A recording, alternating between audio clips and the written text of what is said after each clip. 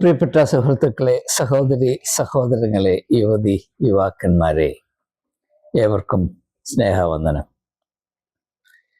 ഏതാനും നിമിഷങ്ങൾക്ക് മുൻപ്, ഏതാണ്ട് 15 മിനിറ്റുകൾക്ക് മുൻപ്, എനിക്ക് ഇന്ന് വരെ വ്യക്തിപരമായി പരിചയമില്ലാത്ത മാത്യു എന്ന ഒരു സഹോദരൻ വിദേശത്ത് നിന്ന് എന്നെ വിളിക്കുകയുണ്ടായി.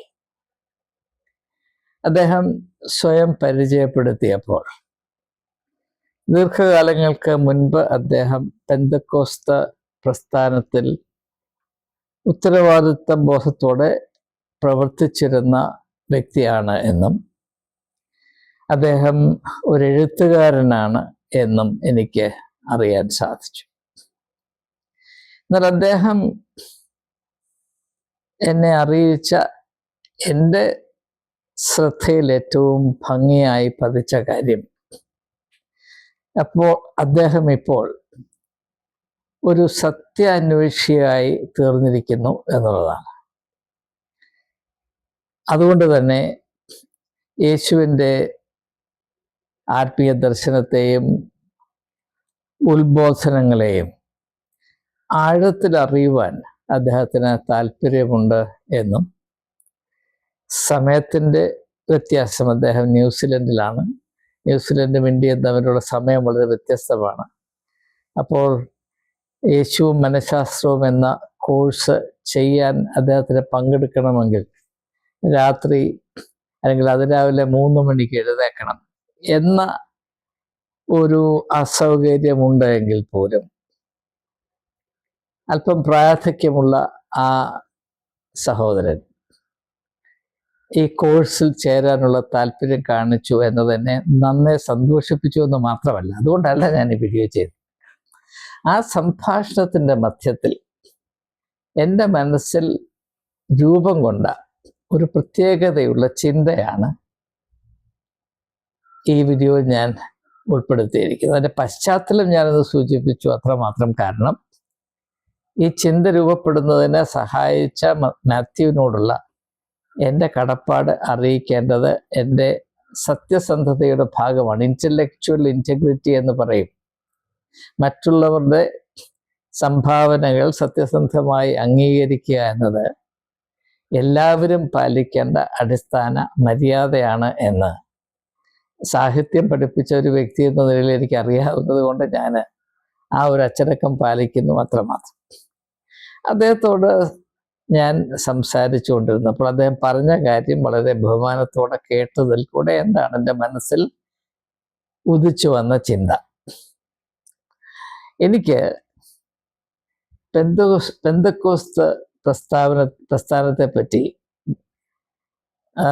ഗണ്യമായ റിസർവേഷനുണ്ട്. ഞാൻ എത്ര ശ്രമിച്ചിട്ടും എനിക്ക് ആന്തരികമായി പൊരുത്തപ്പെടാൻ കഴിയാത്ത ഒരു പ്രസ്ഥാനമാണ് പെന്തക്കോസ്ത് പ്രസ്ഥാനം. അതിൽ ചില നന്മകൾ ഉണ്ടായില്ലെന്ന് ഞാൻ പറഞ്ഞില്ല. പക്ഷേ ഈ പരിശുദ്ധാത്മാവിനെ പറ്റി പെന്തക്കോസ്തുകാർ പറയുന്ന കാര്യം 100% അസത്യമാണ്.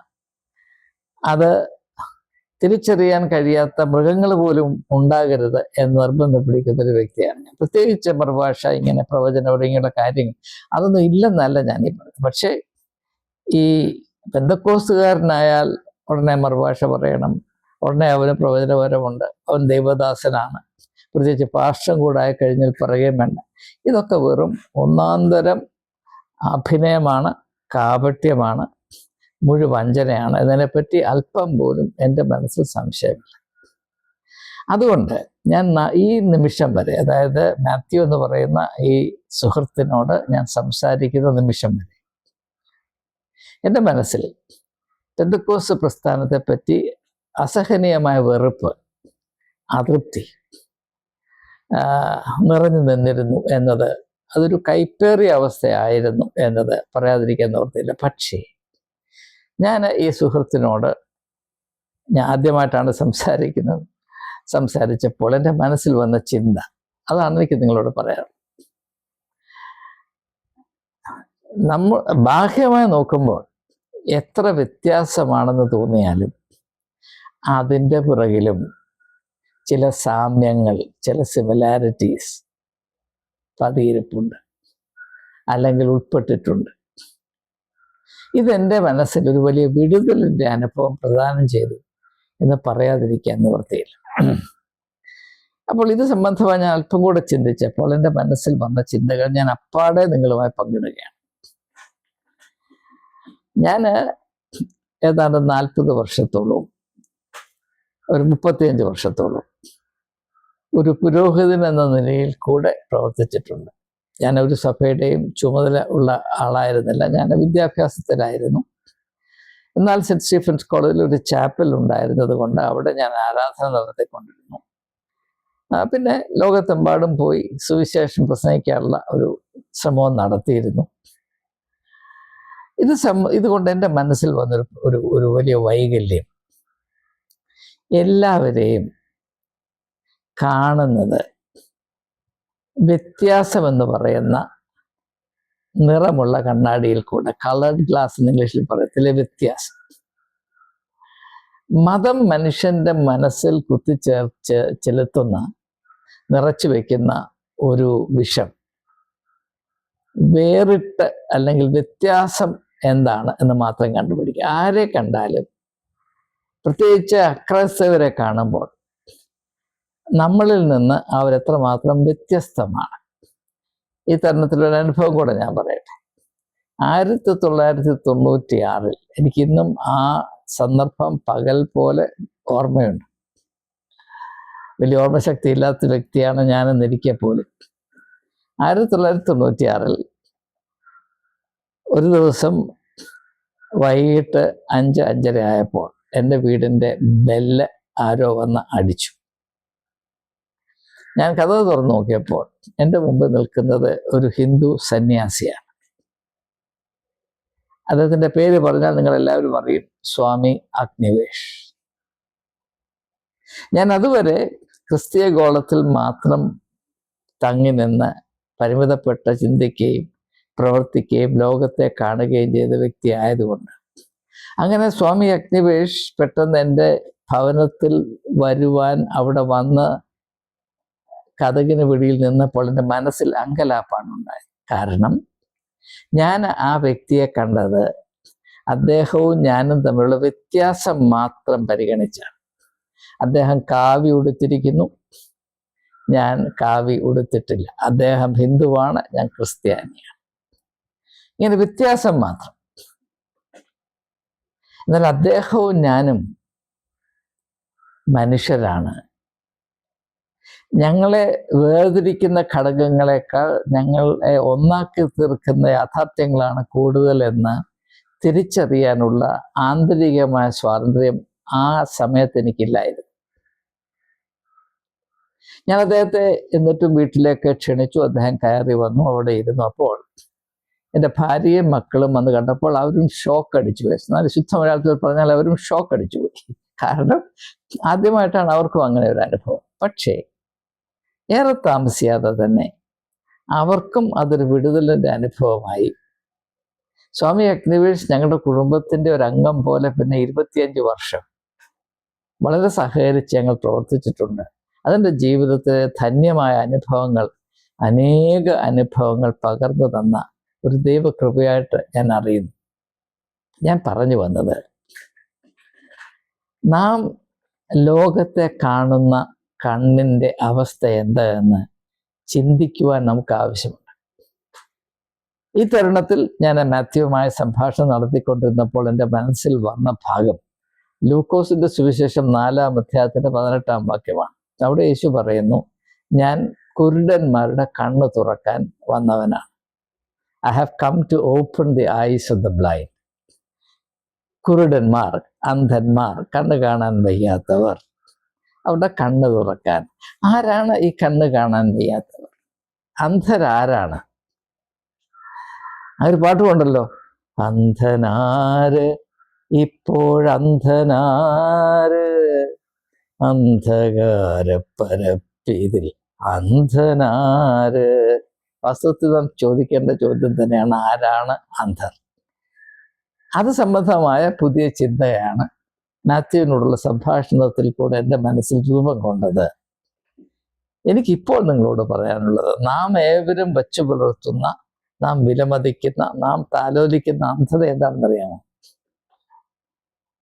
നാം അല്ലാത്ത എല്ലാറ്റിനെയും വ്യത്യാസം എന്ന് പറയുന്ന ആ നിറമുള്ള കണ്ണാടി, കളർ ഗ്ലാസ്സിൽ കൂടെ കാണുക. നമ്മൾ ഒന്നാണ് എന്ന് കാണാൻ കഴിയാത്ത അന്ധത. എന്തിനേയും വ്യത്യാസമെന്ന് പറയുന്ന ആ വശത്തിൽ കൂടെ മാത്രം കാണാനുള്ള നമ്മുടെ അവസ്ഥ, അതൊരു വലിയ അന്ധതയാണ് എന്ന് ഞാൻ തിരിച്ചറിഞ്ഞ ഒരു ധന്യമായ മുഹൂർത്തം എന്ന് വേണമെങ്കിൽ പറയാം ഈ സംഭാഷണത്തിൽ ഉണ്ടായിരുന്നുവെന്ന് എന്നോട് സംസാരിച്ചു കൊണ്ടിരുന്ന മാത്യുവിന് അറിഞ്ഞുകൂടാ. ഞാൻ അദ്ദേഹത്തോട് പറഞ്ഞില്ല. പക്ഷേ അദ്ദേഹം ഈ വീഡിയോ കാണുമ്പോൾ അദ്ദേഹത്തിന് അത് മനസ്സിലാകും, അനുഭവപ്പെടുമെന്നാണ് ഞാൻ കരുതുന്നത്. ഇതാണ് വാസ്തവത്തിൽ വിടുതലിൻ്റെ അനുഭവമായി ഞാൻ മനസ്സിലാക്കുന്നത്. നമ്മുടെ ഉള്ളിൽ സ്ഥിതി ചെയ്യുന്ന പലവിധമായ അവസ്ഥകളിൽ നിന്ന് നമുക്ക് വിടുതൽ പ്രാപിക്കേണ്ട ആവശ്യമുണ്ട്.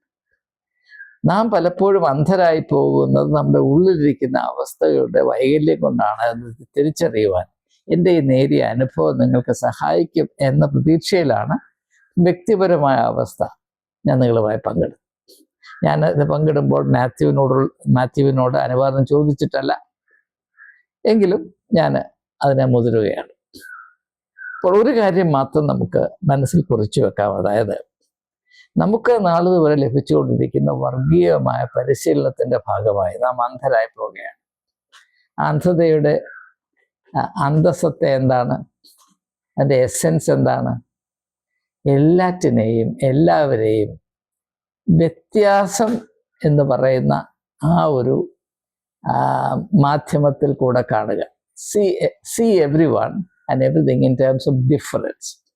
ഇനി നാം ഒരു നിമിഷം യേശുവിനെ പറ്റി ചിന്തിച്ചാൽ, മറ്റുള്ളവർ വ്യത്യാസങ്ങൾ കണ്ടപ്പോൾ യേശു സാമ്യം കണ്ടെത്തി. When others were obsessed with differences, Jesus discovered oneness.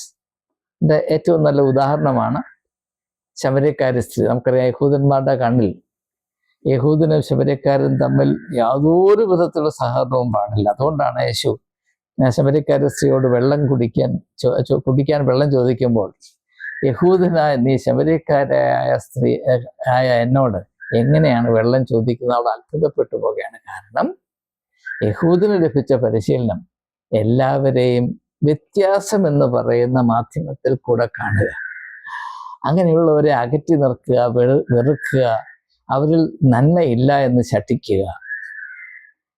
നമുക്കറിയാം, യേശു ഒരു കുഷ്ഠരോഗിയോടുള്ള സംഭാഷണം മത്തായിയുടെ സുവിശേഷം 8-ാം അധ്യായത്തിൻ്റെ ആദ്യ ഭാഗത്താണ്. യഹൂദന്റെ കണ്ണിൽ നോക്കുമ്പോൾ ഒരു കുഷ്ഠരോഗി ആരാണ്? അവൻ മറ്റുള്ളവരുമായുള്ള അവൻ്റെ അവസ്ഥയിൽ ഏറ്റവും കൂടുതൽ വ്യത്യാസം. അതുകൊണ്ട് അവനെ മാറ്റി നിർത്തണം, അകറ്റി നിർത്തണം. യേശു കൈ നീട്ടി അവനെ തൊട്ടു എന്ന് പറഞ്ഞാൽ അതിൻ്റെ അർത്ഥം, മറ്റുള്ളവർ നീ അവരിൽ നിന്ന് എത്ര വ്യത്യസ്തനാണ് എന്ന് കാണുമ്പോൾ ഞാൻ നിന്നെ കാണുന്നത് നീയും ഞാനും ഒന്നാണ് എന്ന വെളിച്ചത്തിലാണ്. അതാണ് യേശു ആകുന്ന വെളിച്ചം. മറ്റുള്ളവർ വ്യത്യാസം കാണുമ്പോൾ ഒന്നാണ് എന്ന യാഥാർത്ഥ്യം കാണുന്ന വെളിച്ചത്തിൻ്റെ പേരാണ് യേശു എന്ന് ക്രിസ്ത്യാനികൾ തിരിച്ചറിഞ്ഞിരുന്നുവെങ്കിൽ കൊള്ളായിരുന്നു. ആ ഒരു ചിന്തയെ വളരെ സ്പഷ്ടമായി എൻ്റെ ഉള്ളിൽ രൂപം പ്രാപിക്കാൻ ഈ മാത്യു എന്ന സഹോദരൻ, അദ്ദേഹത്തിന് 79 വയസ്സ് പ്രായമുണ്ടെന്ന് അദ്ദേഹം സൂചിപ്പിച്ചു. എങ്കിലും അദ്ദേഹത്തിൻ്റെ മനസ്സ് യുവത്വം തുളുമ്പുന്ന മനസ്സാണ് എന്ന് സംഭാഷണത്തിൽ കൂടെ എനിക്ക് മനസ്സിലായി. സത്യം അന്വേഷിക്കുവാൻ താല്പര്യമുള്ളവൻ്റെ മനസ്സൊരിക്കലും നിഷ്ക്രിയമാകുന്നില്ല. അത് വയസ്സ് പൂത്തു പിടിച്ചു പോകുന്നില്ല. It never ages. അതുകൊണ്ടാണ് 103-ാം സങ്കീർത്തനത്തിൻ്റെ 3-ാം വാക്യത്തിൽ പറയുന്നത്, അവരുടെ യൗവനം കഴുകനെ പോലെ പുതുകി വരും. അവൻ്റെ ഉള്ളിൻ്റെ യുവത്വം അവസാനിക്കുകയില്ല. സത്യത്തെ അന്വേഷിക്കുന്നവൻ്റെ ആന്തരികമായ യുവത്വം കഴുകനെ പോലെ പുതുകി വരും എന്നത് 100% വിശ്വാസയോഗ്യമായ ഒരു യാഥാർത്ഥ്യമാണ്. ശരീരം ജീർണിച്ചു പോകും, യാതൊരു സംശയമില്ല. പക്ഷെ മനസ്സും ആത്മാവും യുവത്വത്തിൻ്റെ പരിശുദ്ധിയിലും സൗന്ദര്യത്തിലും ഊർജ്ജസ്വലതയിലും നിലനിർത്തുവാൻ സത്യാന്വേഷണത്തിന് ശക്തിയുണ്ട് എന്ന് ഞാൻ വിശ്വസിക്കുന്നു. നിങ്ങളും അപ്രകാരം വിശ്വസിക്കുമെന്നാണ് ഞാൻ കരുതുന്നത്. ഏതായാലും ഒരു ടെലിഫോൺ സംഭാഷണത്തിൽ കൂടെ പ്രാപിക്കാവുന്ന അനുഗ്രഹം വളരെ വലുതാണ് എന്ന യാഥാർത്ഥ്യം ഒരിക്കൽ കൂടെ സാക്ഷീകരിച്ചുകൊണ്ട് ചിന്തകൾ അവസാനിപ്പിക്കുന്നു. ഏവർക്കും നന്ദി, നമസ്കാരം.